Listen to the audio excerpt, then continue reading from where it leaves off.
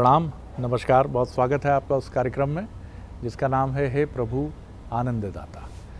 और आज इस कार्यक्रम में हम जिस विषय पर बात कर रहे हैं वो मनुष्य के भीतर की एक बहुत गहरी इंस्टिंक्ट है, अंग्रेज़ी में जिसको कहते हैं, एक भावना कह लें, एक आवेग कह लें। तो उसके पहले आपसे आग्रह है कि आपकी प्रतिक्रिया और रिएक्शन हमें बराबर मिल रही है और इसी तरह मिलती रहे। हमारा व्हाट्सएप नंबर डिस्प्ले है आपकी स्क्रीन के निचले हिस्से पर 7009694440। मनुष्य की प्रवृत्ति भी होती है और इसी का विलोम है कुवृत्ति। विलोम कह लें या किसी और संदर्भ में देखें, ये तो हमारे विद्वान वक्ता बताएंगे। प्रवृत्ति को हम सब ने देखा, सत्य मार्ग पर चलने की इनकी प्रवृत्ति है। ये इस तरह की शैली को लेकर ही आगे बढ़ते हैं क्योंकि इनकी प्रवृत्ति में कहीं ना कहीं एक सदाचरण हमेशा दृष्टव्य होता है, नज़र आता है। कुवृत्ति एक ऐसा शब्द है जिसका आमतौर पर प्रयोग हम लिखने और बोलने में कम करते हैं, बहुत ही कम करते हैं। लेकिन ये कुवृत्ति किस तरह, जैसा कि नाम से स्पष्ट है कि ये प्रवृत्ति तो नहीं है, ये कुवृत्ति है। ऐसी वृत्ति है जो कहीं ना कहीं कुमार्ग की तरफ भी ले जा सकती है। तो ये कुवृत्ति क्यों और किन कारणों से मन और व्यक्तित्व का हिस्सा बनती है और ये कुवृत्ति किस रास्ते पर ले जाती है और इस कुवृत्ति से बचने के उपाय क्या हैं, कई प्रश्न मन में आते हैं। लेकिन इनको और गंभीरता से समझने के लिए हमें चलना होगा भगवत गीता के अध्येता, मानस मर्मज्ञ प्रोफेसर डॉक्टर सुरेंद्र बिहारी गोस्वामी के पास। गोस्वामी जी, प्रणाम करता हूँ। और विषय कुवृत्ति प्रवृत्ति पर हमने खूब बात की है इसके पहले, आज कुवृत्ति। जी, आज आपने बहुत दिनों बाद से ही, लेकिन आज आपने मेरा ध्यान और मेरे साथ श्रोताओं का ध्यान जी मानस रोगों पर लगा दिया है। वृत्तियों पर भी हमने अनेक बार बात की है। मूल रूप से जब हमारा अंतर्मन विषयों के प्रति प्रवृत्त होता है तब हम कुवृत्ति में होते हैं। जब हमारा अंतर्मन, हमारी इंद्रियां विषयों के प्रति, अब शब्द विषय जो हैं शरद जी, वो अनेकों ने एक रूप में अनेकों ने एक बार हम लोगों ने संभाषण करके बताए हैं। विषय का एक शाब्दिक अर्थ होता है भोग। जब भी हम भोग के प्रति आसक्त होते हैं तब भी हम विषयाशक्ति में घिर जाते हैं और विषयाशक्ति में मन लगता है तो हम कुवृत्ति की ओर आकर्षित होते हैं। लेकिन वो हमारी प्रवृत्ति है। अब प्रवृत्ति में कुवृत्ति कैसे हो सकती है, इसको समझना होगा। दूसरा, अगर इसकी गूढ़ता देखें तो जब भी विषयों के प्रति हमारी पंच इंद्रियां आकर्षित होती हैं और उनको ग्रहण करती हैं तब हम कुवृत्ति में होते हैं। ध्यान रखिएगा, कुवृत्ति का कुसंग से भी बड़ा सीधा संबंध है। जब आप संग में होते हैं और संग से सत्संग ना करके कुसंग कर लेते हैं तो आपके जीवन में कुवृत्ति का प्रादुर्भाव होने लगता है। संसार में कोई ऐसा मनुष्य नहीं है जिसकी वृत्ति में कु ना लगाओ। सचराचर सृष्टि में प्रत्येक मनुष्य है, क्योंकि ये इनबिल्ट है। ये विषय अपने अंतर हैं और ये इंद्रियों को प्रभावित करते हैं, लेकिन इनमें कुछ सहज भाव से प्रकट हो जाते हैं और कुछ सूक्ष्म रहते हैं और कुछ एक सूक्ष्मोत्तर हो जाते हैं। इसलिए हम उन वृत्तियों के संबंध में सजग नहीं रह पाते।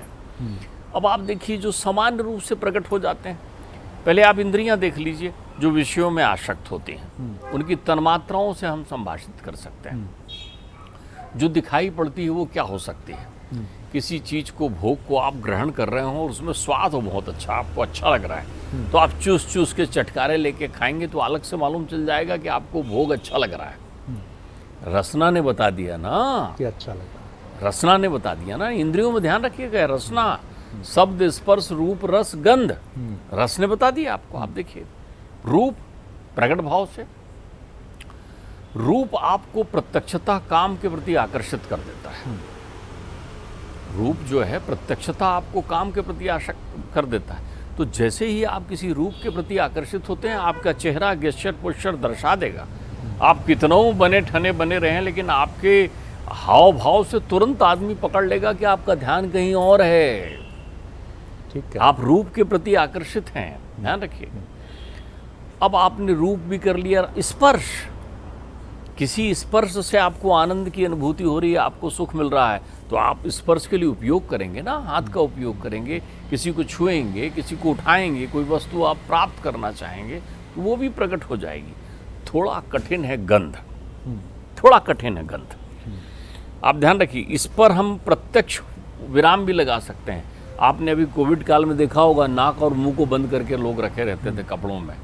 तो गंध जो है, यदि आपको कोई दुर्गंध पसंद नहीं आ रही, कोई गंध पसंद नहीं आ रही है, तो आप चुपचाप भी बैठे रह सकते हैं, लेकिन बारीकी से देखने वाला आदमी आपके भाव से जान जाएगा कि कहीं आपको ये गंध पसंद आ रही है या गंध पसंद नहीं आ रही है। जैसे बगीचे में फूलों की खुशबू, इत्र की महक आपको आनंदित कर देगी और बरबस ही आप मुख से रसना से बोलने लग जाएंगे, कितनी अच्छी खुशबू है। लेकिन एक वृत्ति बड़ी विचित्र है, मैं तो उसको आपकी कुवृत्ति के मूल में देखता हूं। बाबा तुलसी ने उसको डमरुआ रोग कहा है। बाबा तुलसी ने उसको डमरुआ, गांठ का, बात का रोग कहा है। वो बड़ा सुंदर लिखते हैं, अहंकार अति दुख डमराई। अहंकार जो है दुख देने वाला, अति दुख देने वाला, डमरुआ रोग है वो कहते हैं। अब डमरुआ रोग है मतलब वो आपके गतिमानता को स्थिर कर देता है, रोक देता है। तो अहंकार आता कहाँ से है?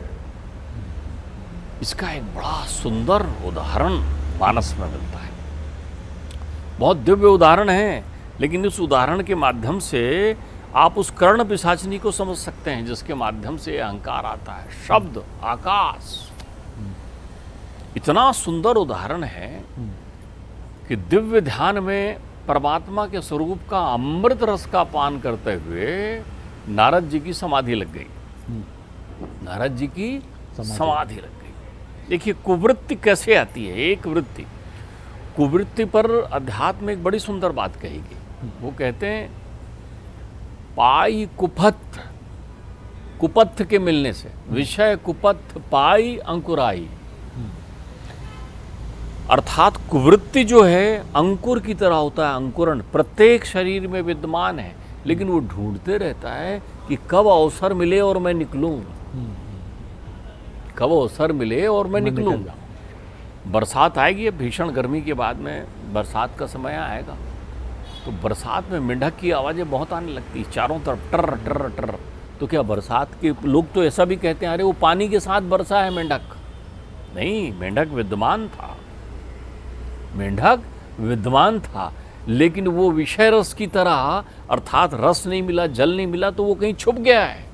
जैसे ही जल मिलता है वो बाहर प्रकट होकर के टर टर करने लगता है। आप समझ रहे हैं ना, धरती का स्वरूप बदल जाता है गर्मी में, जगह जगह बंजर धरती हो जाती। तो क्या अंकुर खत्म हो गया क्या? बोले नहीं, धरती ने समेट लिया है। अच्छा, फिर क्या होगा? बोले जैसे ही पानी पड़ेगा वैसे ही वो बाहर निकल जाएगा।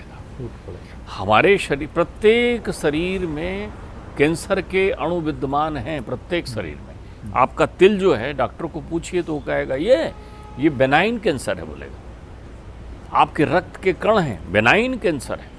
अच्छा, तो बोले कब होगा? कुपथ जैसे ही मिलेगा, नियमितता जैसी बिगड़ती है, मालूम चलता है वो सेल्स जो हैं वो अपना प्रभाव दिखाने लगे और वो रोग बन जाते हैं। हर एक रोग के जीन्स, जम्स जो हैं, कीटाणु अपने शरीर के अंदर ही विद्यमान है। जैसा कुपथ मिलेगा, बदपरहेजी आप करेंगे, वैसे ही उसका प्रभाव दिखने लगेगा।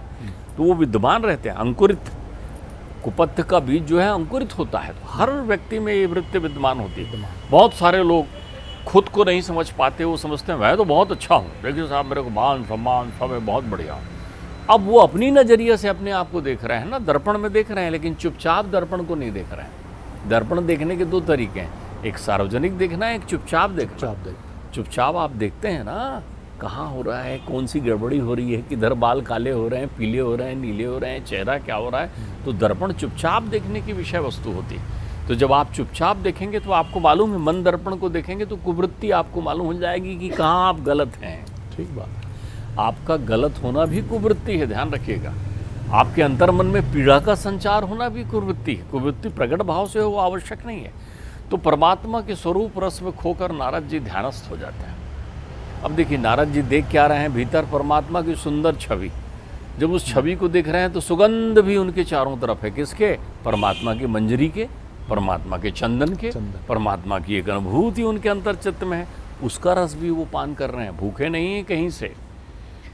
रूप भी उनका संतुष्ट है, रूप भी संतुष्ट है, गंध भी संतुष्ट है, और स्वाद तो भगवत नाम का ले रहे हैं तो अमृत तुल्य वो संतुष्ट हुए। इसलिए उन्हें कामदेव के पंच बाण, उद्दीपन, मोहन, सम्मोहन, अपने ये जितने भी पंच बाण हैं, पंच वो करते हैं, उनका असर नहीं हो रहा है उनके जीवन में। न उद्दीपन का हुआ, न मोहन का हुआ, न उच्चाटन का हुआ, किसी का नहीं हुआ, न तापन का हुआ, किसी बाणों का असर नहीं हुआ। वो अप्सराओं के दिव्य स्वरूप उनके नेत्र खुलते दिखाई पड़े, वो स्वरूप परमात्मा के स्वरूप के सामने क्षीण हो गए। एक जिज्ञासा है आपके सामने रख रहा हूँ। मंटो नामचीन नगमा निगार हुए हैं, उनकी एक कहानी है, उससे मुझे स्मरण हुआ इसका।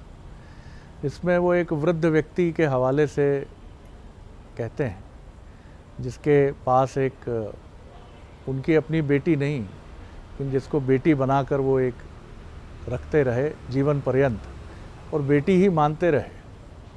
लेकिन जब उनकी मृत्यु होती है, मृत्युशैया पर होते हैं, तो बड़ा ही ज़बरदस्त खुलासा करते हैं। वो कहते हैं, मेरी आत्मा पर एक बोझ है, मैंने तुम्हें बेटी कहकर रखा तो अवश्य, लेकिन बेटी की तरह देखा कभी नहीं। तो क्या प्रवृत्ति और कुवृत्ति में लड़ाई भी होती है, और ये अंतिम समय ये प्रवृत्ति थी या कुवृत्ति हार गई, क्या था ये? क्या ये भी द्वंद्व चलता है कि आप किसी के प्रति अच्छा भाव ना रख रहे हैं तो लड़ तो रहे हैं भीतर भीतर? देखिए, अध्यात्म के एक सूत्र को यदि आप पकड़ लेंगे और उसमें खोने लग जाएंगे तो आपके सारे प्रश्नों का उत्तर मिल जाएगा। अभी आपने जिन प्रश्न का उत्तर मुझसे पूछा है, उसी प्रश्न का उत्तर इसके साथ मिलेगा। आप ध्यान रखिएगा, जो चीज़ अत्यंत सूक्ष्म है वो प्रत्यक्ष सारी चीज़ों को वशीभूत करती है। कैसे वशीभूत करती है? अब नारद ने काम विजय प्राप्त कर लिया, मैं आपसे यही कह रहा था। नारद ने काम विजय प्राप्त कर लिया, रूप पर, रस पर, गंध पर, स्पर्श पर, सब पर विजय प्राप्त कर लिया। लेकिन उन्होंने डमरुआ रोग पर विजय नहीं प्राप्त की है। उनका कान सूखा है, उनका कान सूखा है। ध्यान रखिएगा आप, उधर कान खुले हुए हैं, उनके सूखे हैं। कान का कमाल देखिए, कुवृत्ति वहीं से आ रही है लोगों में। लोग उसे छोटी चीज समझ लेते हैं, लेकिन सब सारी दुनिया इसी के पीछे, इसी से आता है अहंकार। नारद जी की स्तुति करते हैं, कहते हैं आप महान हैं, और चलते चलते बुदबुदाते चलते हैं। आहा, आपने तो काम को जीत लिया, क्रोध को जीत लिया, लोभ को जीत लिया, आपको इंद्रासन का भी कोई लोभ नहीं रहा। अद्भुत। अब ये कान ने जो है, ये कान की छिद्राणु ईशन ने उसको सुन लिया, सुन लिया। आप ध्यान रखिएगा, तो कान के छिद्रावशन ने सुन लिया, तो काम से उनको अहंकार उत्पन्न हो गया। अब उस अहंकार की दो लोग औषधि करते हैं। दूसरी औषधि आपका उदाहरण है। पहली औषधि कौन करते हैं? पहली औषधि शंकर जी करते हैं। मीठा बोलते हैं, बहुत बढ़िया, आपने अच्छा किस्सा सुनाया, हरि को मत सुना देना। देखिए, अब आप यदि आप रोगी हैं तो डॉक्टर पर विश्वास रखें, बिल्कुल ठीक। लेकिन चिकित्सक पर विश्वास नहीं है तो फिर चिकित्सक आपकी सलाह का कोई कुपथ्य आपके जीवन में आ गया, उनके जीवन में कुपथ्य आ गया। हरि उनकी दूसरी चिकित्सा करते हैं, हरि उनकी प्रशंसा करते हैं, वो तो होना ही था, तुम में कोई कमी थोड़ी थी। लेकिन हरि साथ में क्या चिंतन करते हैं? हरि देखते हैं, उर अंकरे हु गर्भ तरु भारी, अंकुरित हो गया बहुत भारी पेड़, काय का? अहंकार का। कृपा सिंधु मन दीख बिचारी, और उर अंकरे हु गर्भ तरु भारी, और ताते करहूं कृपा निधि दूरी, और सेवक पर ममता अति भूरी। इसको दूर करूंगा। वो कल्पनातीत एक लोक का निर्माण करते हैं, स्वयंवर का आयोजन करते हैं, वहाँ पर एक राजकुमारी बनाते हैं, हाथ देखते हैं जाकर, वो कहते हैं अरे इनका जो पति है। अब आप देखिए, एक अहंकार अंदर है, अब राजकुमारी की हस्तरेखा पढ़ रहे हैं नारद जी बहुत बड़े ज्योतिषी हैं, सबके हाथों को देखकर पढ़ते हैं, तो देख रहे हैं कि इसका पति अजर अमर होगा, त्रिलोक का स्वामी होगा, उसको कोई पराजित नहीं कर पाएगा। तो काम भी और अत्यंत स्वरूपवान होगा, तो काम भी है, लोभ भी है, मद भी है, क्रोध भी है, जीतने का अहंकार, सब रोग एक साथ पाल लेते हैं। वो सोचते हैं मैं तो इसको प्राप्त करूंगा। आया ना एक अहंकार से, तो मृत्यु के समय उनके अंतर्चित्त में ये भावना आ रही है कि मैं मर तो रहा हूँ, पूरे समय पाप किया हूँ, तो चलो मैं इनको बता देता हूँ तो कम से कम इस पाप से मुक्त होता चलूंगा। यही जीवन में हर किसी के साथ होता है। प्रतिदिन जब ठाकुर जी के पास बैठते हैं या जिनको भी मानते हैं उनके पास बैठते हैं, 2 मिनट, 2 घंटा, आधा घंटा, 4 घंटा ध्यान करते हैं, तो उनको लगता है हमारे पाप उतर गए। आपकी वो वृत्ति जब तक नष्ट नहीं होगी तब तक कहाँ उतरे। आप पूजा करके घर से निकले, ध्यान धारणा दान पुण्य करके निकले, और फिर काय में पड़ गए हैं। कौन सी हो गई वृत्ति? आपकी कुवृत्ति। तो कुवृत्ति जो आप रोज कर रहे हैं वो किसी को ठाकुर जी को मानने से वो वृत्ति परिपूर्ण नहीं होगी। तो ये जो विषय रूपी अहंकार है, ये कर्ण पिशाचिनी है, ध्यान रखिएगा। इसीलिए इसका प्रतीक मानस में कौन है? कुंभकर्ण। नाम से ही स्पष्ट है भाई। तो मेरे बाबा विनय पत्रिका में कुंभकर्ण को अहंकार का अवतार बताते हैं। अहंकारम दशमोल भराता लिखते हैं वहां पर। ये जो दशासन का भाई है वो अहंकारी है। अब आप देखिए अहंकार कैसा होता है। डांट रहे हैं दशानंद को, क्या किया तुमने? जगदम्बा माता को हरण करके ले आए, तुमको शर्म नहीं आ रही है? इतने ब्रह्म परमेश्वर राम वो भी पूजा में लीन हो गए, कितने एक क्षण के लिए, और दूसरे क्षण का क्या कहते हैं? लाओ जरा मदिरा लाओ, मांस लाओ, अब जाना पड़ेगा ना युद्ध में। अभिमान है ना, इसलिए कर्ण है, कुंभकर्ण है, ध्यान रखिएगा। तो जो भी ये इस कुवृत्ति में पड़े हैं वो कुंभकर्ण होते हैं। अच्छा आप देखिए कान का कितना बढ़िया उपयोग है। ये कैसा आता है? इसलिए परमात्मा भागवत में कहते हैं ना निंदा ना स्तुति। सारे रोग की जड़ तो है आपके पास।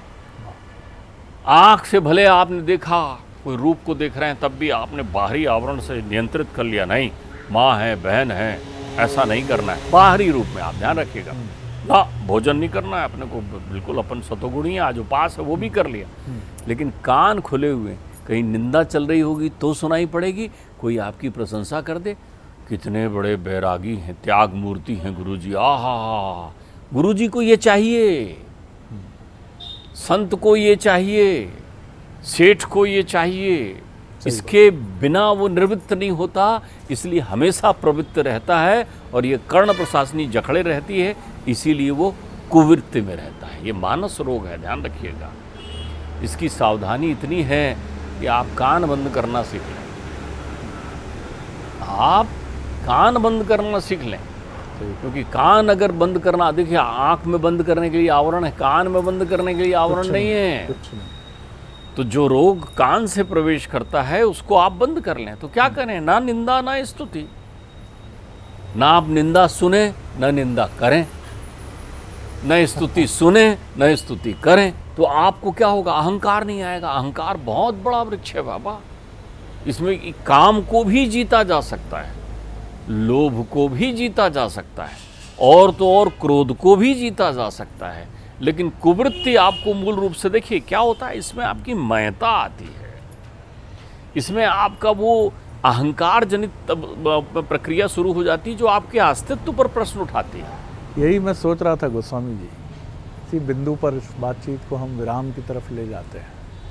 मैंने आज तक कोई ऐसी जगह नहीं देखी जहाँ का मुखिया अपने प्रांगण के बाहर अपने ही विरुद्ध नारे सुनता हो, प्रतिदिन का उसका क्रम हो। पक्ष और विपक्ष की राजनीति में आलोचना एक बहुत आवश्यक, निंदा एक बहुत आवश्यक तत्व है, लेकिन निंदा से विचलन दोनों तरफ है। पक्ष विपक्ष की करेगा तो विचलन है, और विपक्ष पक्ष की करेगा तो विचलन है। हम तभी तक प्रिय रहते हैं, पति पत्नी पुत्र भातृ, ये मैं उन संबंधों की बात कर रहा हूँ जो जीवन के अंतरंग संबंध कहे जाते हैं। वहाँ भी एक अघोषित समझौता है, तुम मेरी प्रशंसा करना, मैं तुम्हारी करूँगा। जिस क्षण पत्नी ने कहा कि तुम्हारे जैसा नकारा मेरा तो जीवन नष्ट हो गया, या यही बात पत्नी के प्रति पति ने कही, वहाँ संबंध बदल जाते हैं, वो तुरंत तलाक की दहलीज तक चले जाते हैं, या तलाक की दहलीज पर नहीं जाते तो कलुषित हो जाते हैं। कहते हम सब ज़रूर हैं कि हमें निंदा सुनने में कोई आपत्ति नहीं, लेकिन सुनते सुनते हमारा एक मेल्टिंग पॉइंट रहता है, पिघलने का एक बिंदु रहता है। 1 2 3 4 बहुत हो गया, खड़े हो, चलो। जितने युद्ध हैं चौराहों से लेकर यूक्रेन तक, कारण क्या है? कह दी साहब नेटो में जा रहे हैं। कैसे जाओगे नेटो में? हमने सुना तुम नेटो में जा रहे हो। नेटो में तो बाद में जाओगे, पहले हमसे निपट लो। गोस्वामी, देखिए, मैं आपको इसका एक बड़ा व्यवहारिक और लौकिक उदाहरण सुनाता हूँ। आप ये मत समझिए कि अगर आप कर्ण पिशाचिनी के मित्र हैं या ये वृत्ति कुवृत्ति के रूप में आपके जीवन में है तो आप केवल आप में ये विद्यमान रहेगी। ये संस्कार कैसे विकसित होते हुए चले जाएंगे आगे के लिए। मैं आपको एक यथार्थ लौकिक बात बताऊं। मुझे बचपन से मेरे माँ में एक गुण था। मेरी माँ किसी भी व्यक्ति के आने जाने पर वो बड़ी सहजता से उनको और देखती थी। उनके चेहरे के भाव देख के उनका सोचना होता था जिसके चेहरे में तेज है, मुस्कुराहट है, प्रसन्नता है, एक रस है, एक चमक है, वो स्वस्थ है। जब भी उनको ऐसा कोई ना दिखे तो वो कहें भाई आपका स्वास्थ्य ठीक है कि नहीं। तो वो आदत मैंने भी ले ली तो अपनी वो मैंने आप छोड़ दी है। तो वो आदत तब मैंने जब तक ये वर्ण की हुई थी तो जो भी बहुत आदमी मिले, एक प्रदेश के बड़े उच्चस्थ पद पर रहे हुए अधिकारी मेरे प्रति बड़ा स्नेह रखते हैं। अभी भी मेरे ख्याल से ईश्वर की कृपा से वो विद्यमान होंगे संसार चक्र में। तो उनसे जब भी मैं मिलता था तो उस आत्मीयता से देखता था आप आज अच्छे लग रहे हैं। कभी मैं उनसे कह देता था एक आध बार स्वास्थ्य वगैरह सब ठीक है ना, कुछ थोड़ा आप मुझे कमज़ोर लग रहे हैं। ये मेरी सहज आत्मीयता थी जिसे वो अपने अहंकार में ये मान बैठे कि ये मेरी आलोचना करते हैं इसके बहाने। एक दिन मैंने उनसे ऐसा कहा तो उन्होंने मुझे झटका। उन्होंने मुझे कहा अपना तो देखिए, तुम्हारा स्वास्थ्य कैसा चल रहा है, बार बार आप ये कहते रहते हो। मैंने कहा ये त्रुटि हो गई, मैं ये स्मरण नहीं करूँगा। अब मैं उनके पुत्र से मिला जो वहीं पास थे। मैंने कहा अरे भैया बहुत अच्छा लगा आप आए हो, बहुरानी ठीक है? बोले कौन बहुरानी? मैंने कहा आपकी धर्मपत्नी। तो बोले आपने उनको बहू क्यों कहा? अरे मैंने कहा भाई वो आप मेरे से छोटे हैं तो वो छोटी है तो मैं बहू कह रहा हूँ। बोले नहीं ज़्यादा छोटी नहीं है, आपको बहू नहीं कहना चाहिए। तो मैंने कहा संसार में लोग भाभी जी बोलते हैं, वो तो युक्तपूर्ण नहीं रहेगा। बोले भाभी जी भी नहीं कहना चाहिए आपको। अच्छा, मेरे को ध्यान आ गया। मैंने कहा आप सर हैं तो उनको मैडम ही कहना चाहिए। बोले हाँ, और यूं तन के चले। मैंने कहा देखो कैसी वृत्तियाँ अपने अंतर मन में होती हैं जो हमारे आसक्त रहने पर रहती हैं, विरक्त रहने पर रहती हैं। तो ध्यान रखिए, मैंने आपसे अभी कहा ना, कोई भी संसार में ऐसा व्यक्ति नहीं है। घर के बाहर भी वो इन प्रवृत्तियों में रहता है और घर के बाहर निकलते उसको और वेग पर आप सही कह रहे हैं। और यही वजह है कि दुनिया में प्रशस्ति के मेडल्स तो बहुत हैं, लेकिन निंदा का मेडल ना कोई लेना चाहता है ना यहाँ लगाना चाहता है। कितना सुंदर हो जबकि कि शरद द्विवेदी संसार के अत्यंत क्रोधी लोगों में से एक हैं। ये मेडल है, ये मेडल उनको मिला है। ये कान के बहुत कच्चे हैं हमारे साथी जो हैं, और इनके यहाँ ये मेडल लगा है। ये किसी की बात पर भरोसा नहीं करते हैं, ये मेडल यहाँ लगा है। क्योंकि ये हमारी उसी वृत्ति की तरफ है जो सबसे खतरनाक है, अहंकार। मालूम हमें भी है कि हम कान के कच्चे हैं, हमें गुस्सा आता है, हम किसी पर भरोसा नहीं करते हैं। लेकिन क्यों लगाऊं मैं यहाँ तो वही लगाऊंगा, अत्यंत विनम्र। जी, आप शरद द्विवेदी जी को उनकी यश कीर्ति, उनकी मेधा के लिए सम्मानित किया जाता है। जी, प्रणाम। नकली विनम्रता, नकली दंत पंक्ति का प्रदर्शन, और इसके बीच में आप भी मिलावटी घासलेटी होते चले जाते हैं। और फिर जीवन में मंटो की कहानी की तरह मृत्युशैया पर किसी हॉस्पिटल में वेंटिलेटर के बीच में अगर आपकी अंतरात्मा का टिमटिमाता दिया कौंधता है थोड़ी देर के लिए, क्या बदल लिया आप? कुछ नहीं बदल लिया। अब तो जाने की तैयारी है। अब किससे बोल रहे हैं मुझे बहुत गुस्सा आता था, मैं पापी हूँ, मुझे ये लगता था, मुझे वो लगता था। कोई मतलब नहीं सर, समय रहते जागना ही हम सबका ध्येय होना चाहिए। त्रुटि मुझ में भी हो सकती है, आप में भी हो सकती है, उसका स्वीकार हो, और प्रशंसा की तरह निंदा के मेडल भी हम स्वीकार करें। जैसा हमने पंडित सुदेश शांडिल्य जी के पिताजी का उदाहरण एक बार यहाँ दिया था कि उस विज्ञ संत से मिलने एक व्यक्ति आए, वो सो रहे थे। 2 घंटे बाद जब वो उठे तो उस व्यक्ति ने एक निंदा की चिट्ठी लिखी थी। कैसे संत हो? 2 घंटे इंतजार कराने के बाद भी नहीं मिले, मैं इतनी दूर से आया हूँ, आप सोते रहे। उन्होंने उसको अपने सूटकेस के ऊपर लगा लिया और जीवन पर्यंत उस चिट को लगा कर रखा। जो भी देखता था कहता था ये क्यों लगा रखा है आपने? उन्होंने कहा इसलिए कि उस व्यक्ति ने ये जो कहा है ये दुर्गुण मेरी निगाह में कौंधते रहे, मैं सजग रहूं, मैं देखता तो रहूं कि मुझ में क्या त्रुटियां और बुराइयां हैं। सर ये है साहस, ये है विद्वता, ये है सच की आंख में आंख डालना। आप और हम तो कई जगह, माफ़ कीजिएगा, क्या है ये आप भी बेहतर जानते हैं और मैं भी बेहतर जानता हूँ। बहुत आनंद आया गोस्वामी जी, प्रणाम करता हूँ आपको। अगले एपिसोड में एक और विषय लेकर उपस्थित होंगे। प्रणाम, नमस्कार।